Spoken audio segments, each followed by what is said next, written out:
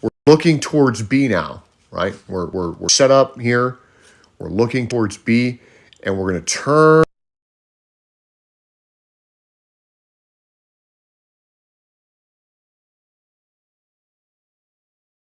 and angle to the right, right? But we have to first get this back azimuth. So because this number is greater than 180 degrees, we're going to subtract 180 degrees, subtract from that. This ought to be pretty easy. We got 4, we've got 5. This is 7. Okay, so that's my back azimuth. That is from C to now. Well, the next step, we were sighting B, right? We have our back azimuth. So if I'm going to turn an angle to the right to get my forward azimuth to D, I need to add angle C, which will be 104. So 104, 06, 37. Now, I can't do this in my head, so I'm going to need to cheat and use a calculator. Okay, so I have my back azimuth, course CB here. And now I want to add my angle. Let me write that down. Forgot to write that down here. My angle C. That's angle C that we're going to add to the back azimuth there. See if I can. So I've got, clear this out.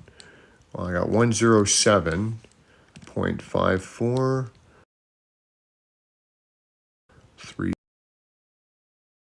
36 decimal degrees, enter. Now I'm going to add my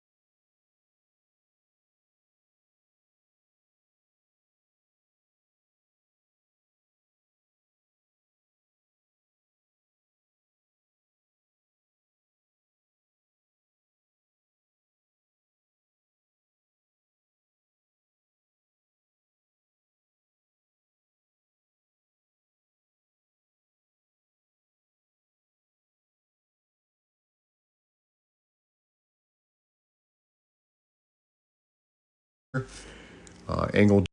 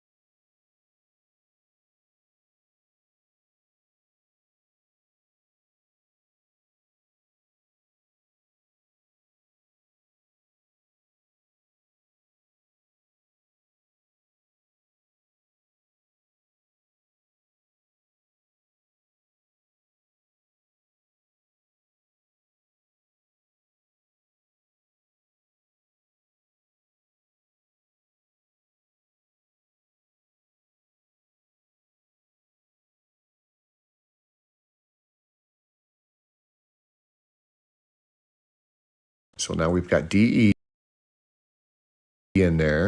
That's our forward azimuth, right? Now we need our back azimuth, right? ED, right? So we're going to add, this is less than 180 degrees. So we're going to add 180, but you're going to notice,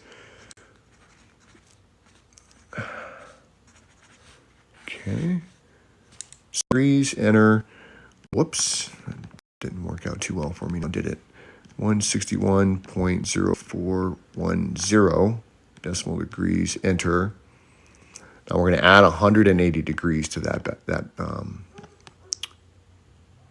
forward azimuth to get the back azimuth.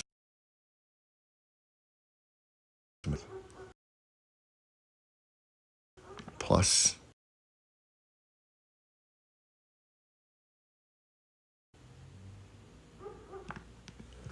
I end up with 341.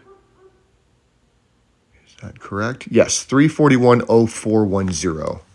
So 341.10. Okay, and that's my back azimuth ED, right? So that's ED. That's our back azimuth.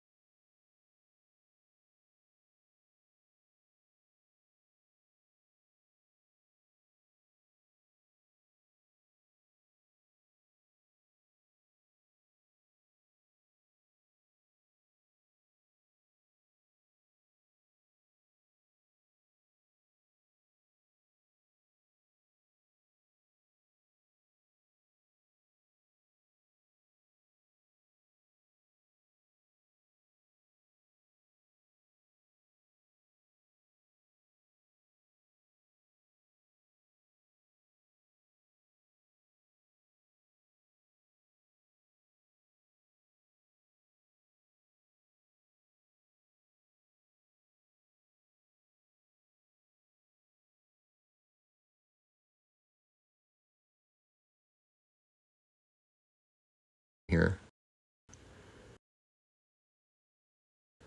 So EA.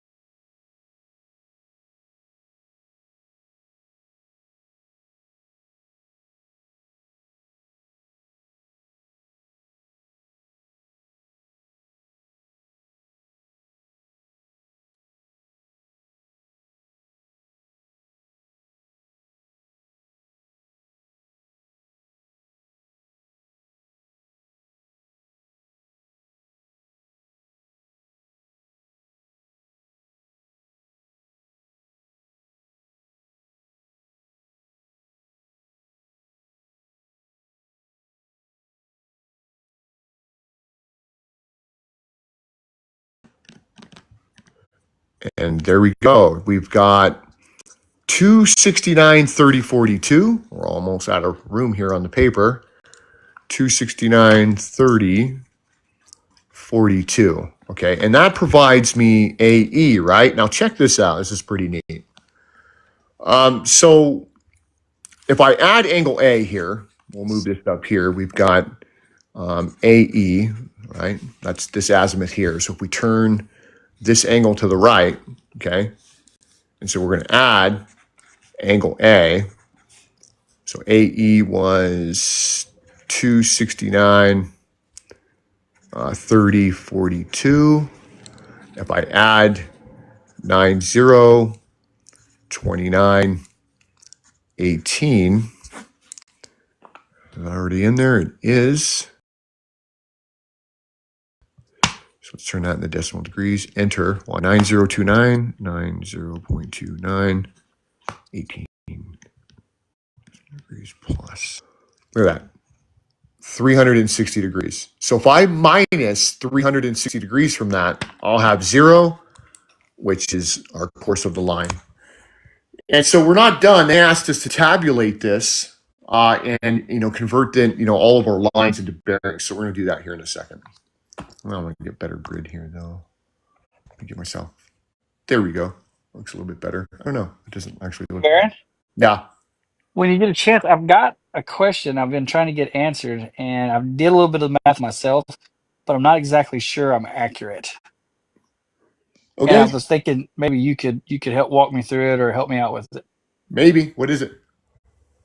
So I was thinking about how much. So everything I looked up says you got about 120 degrees of field of view. That's your entire peripheral for the normal human eye. It goes from anywhere from 120 to 200 degrees, and your focal point is 40 degrees to 60 degrees when you're looking at the horizon. Okay. Right. So at about 3.5 miles when is where the typical line of horizon is if you're standing at the beach, right? Yeah. And so the way I figured it up is that gives me about 8 miles, less than 8 miles, if I can get 120 degrees of view in. Okay. And so then the question I've got is if I can get 8 miles in at 120 degrees field of view, I figure it's about a total, including left and right, is about 5 feet of drop at the widest point of my peripheral view. Oh, I see what you're saying. So we're looking in this direction, right? Yes, Okay. And this angle here is 120 degrees. is 120 degrees. And this distance here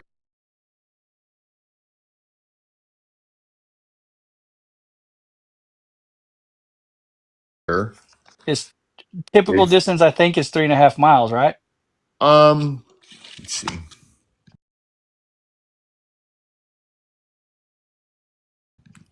So we would take at what observer height, right? That's really the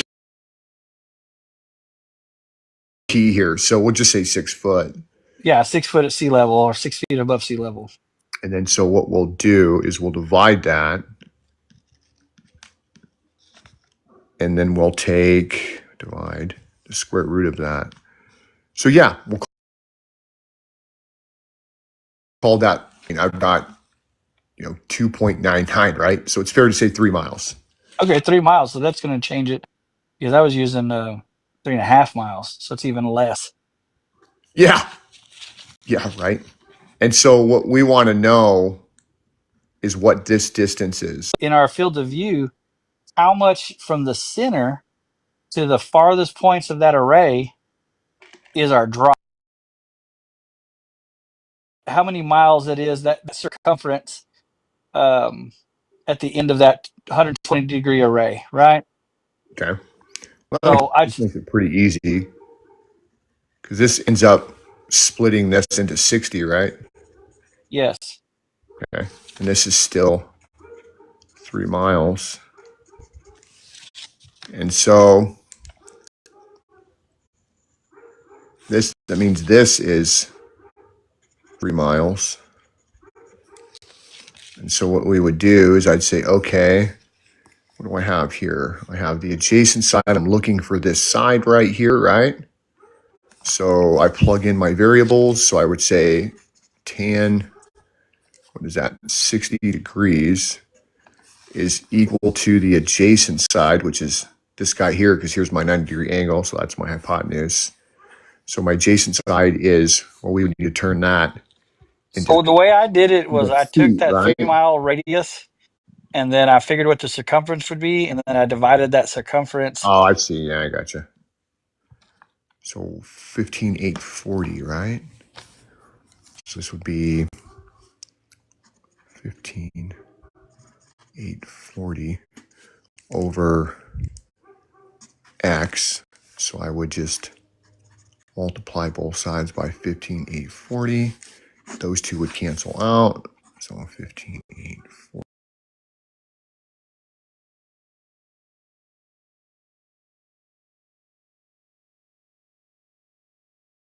and 60. So 60 tan.